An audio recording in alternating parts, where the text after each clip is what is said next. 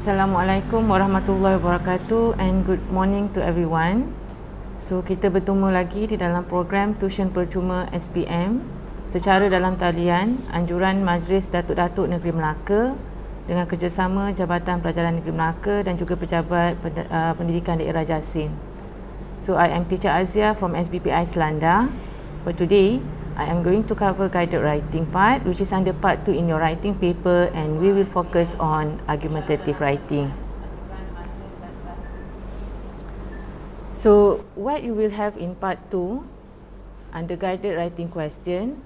So in guided writing question, you are required to write an essay and the length is longer than part 1. If you still remember, in my previous lesson, we are discussing about short communicative message and the length is about 80 words.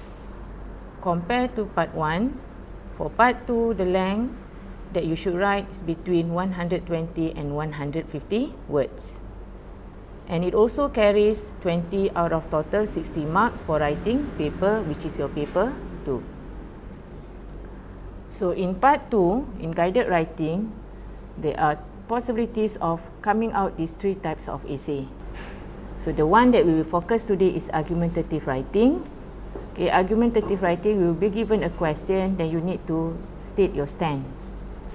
So basically for this type of essay, the tenses that you should use is present tense because you are giving your opinion out. So for argumentative, you will be given a question where you need to write opinion on the benefit, advantages, and also you can write argument that against the statement by giving reason on why you agree or disagree. Sometimes in the stimulus itself, you'll be given the points, and if you are lucky, you need to think of the points on your own.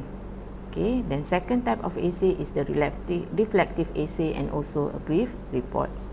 So for report and also reflective writing, you need to use past tense, and then you need to make sure that you are using correct tones and also correct tenses in your essay because it will deter your language marks. So here are the tips and techniques on how you can answer part 2 question. So first thing first, you need to read the question carefully. So how can you read the question carefully? You need to highlight or underline the keyword. This is actually the same practice as what we did before in part 1. So by highlighting or underlining the needs of question, the keyword, it helps you to write something that is really related to the topic. We don't want you to write something that is out of the topic. It shows that you did not understand the question. You really need to know what are the question requirement. So by highlighting or by underlining the keyword, it actually can give a guideline for you to write something that is really related to the topic. Second, please identify correct tense to be used in the essay. So by identifying correct tense to be used in the essay, it helps to lessen your errors. Examiner will also look into the language accuracy. Other than checking on grammar and punctuation, you need to make sure that you are using accurate tense in order to make sure that you have patches in your writing. Once you underline the keyword, you need to brainstorm the ideas. Why it is important for you to brainstorm the ideas? Because examiner want to see whether you know or not on how to develop the ideas. Ideas development or idea expansion in guided writing is very important because you'll be given 3 points and you want to see how did you develop your essay.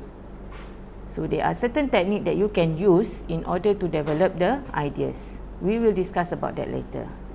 Then from when you brainstorm the ideas, you can list out as many as you can the words or phrases that related to the topic. After that, you can expand the notes, okay? You can expand the ideas or expand the words that you have listed before.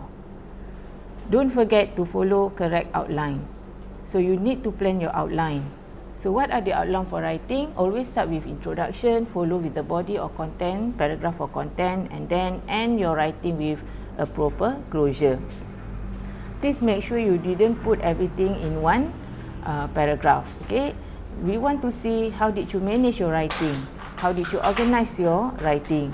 So put everything in order. Start with introduction, follow with the paragraph or content, 2 to 3 paragraph perhaps, and then end with a proper closure. Talking about introduction, please start with something that is very strong. Okay, so how can you write your introduction? You can present something that can give impact or can impress the reader. You can also state a general statement about the topic and then end with an effective conclusion. So in your closure, please don't add any new points, because in your conclusion, that actually the part where you need to sum up whatever you have presented before. Okay, so when you want to write your conclusion, make sure do not use the same word or phrases that you have presented in previous paragraph. The thing that you can do is to get the synonym of the word, okay? Because we want you to prove to the examiner that you are not lacking in vocabulary, you know how to use the words well. So how can you enrich your vocab? So if you remember in your textbook, you can see language bank, right? So the vocab that you use in your essay actually can deter which band that your essay should fit in. Okay, once you finish, please do self-editing. You need to self-check your essay, hunting for grammar errors, spelling and punctuation mistakes. And if you have time, you can take another step in improvising your essay by looking at the sentence structures that you have presented in your essay. Make sure you have a combination of simple, compound, complex and also compound, complex. We want to see variety of structures in your essay. Okay. So how your essay will be assessed? Examiner will look into these 4 categories. So under content, we want to check whether you have fulfilled question requirement or not. Have you answered the question? Have you used all the points given? Have you used apt vocabulary? So this question actually falls under content part. So how can you ensure that you are answering the question? That is why I ask you to underline or highlight the keywords, because it can be a guideline for you, especially when you want to recheck back your essay. Okay. And second part is communicative achievement. How appropriate the writing is. Did you use informal or formal language? Okay, it depends on the question. Okay, and are all ideas or paragraph well elaborated? So always start with topic, sentence, follow with the elaboration. So how many sentences that you can present in elaboration? A minimum of 3 sentences. Okay, and does each paragraph contain a main idea?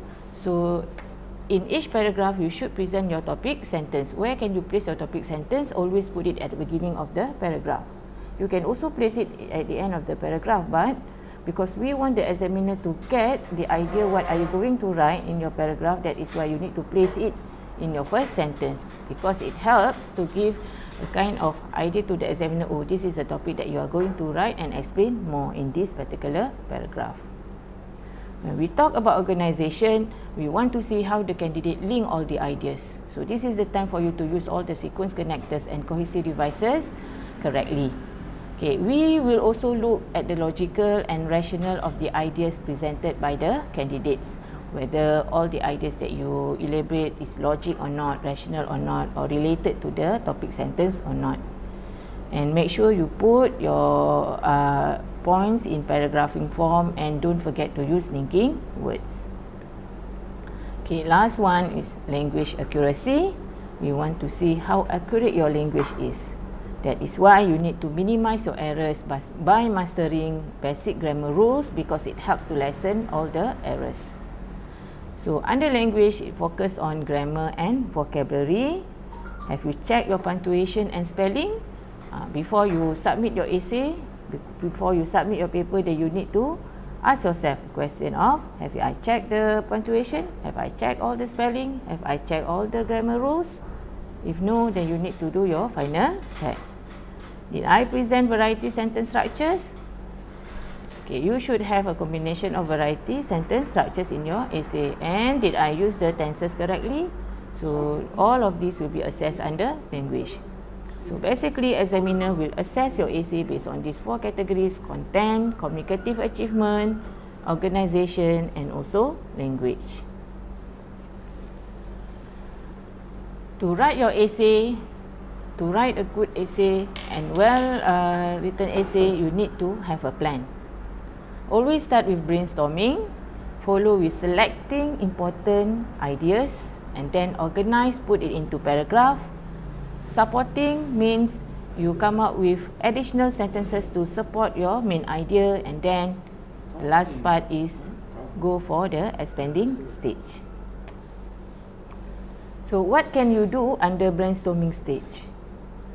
Again, you need to read and understand the question requirement. Then you need to identify the keyword or keywords that can be found from the question. It is important for you to understand the needs of question. By understanding the needs of question, it helps you to come up with a good piece of writing. Means that you are fulfilling the question requirement. Talking about bullet number 3, don't forget to use points given in the stimulus. I advise you not to change even single word from the points in the stimulus. Okay? Use exactly whatever has been given to you. Do not rephrase it, because I'm afraid that you might have different perception on the meaning of the points that has been given to you. So use exactly, and then you can show your skill under elaborating parts. Okay, next one. The third one is organizing. You need to organize your paragraph. So you start with a topic sentence. My recommendation here is for you to use simple sentence for your topic sentence, because I want you to give a clear idea to the examiner. And then from the second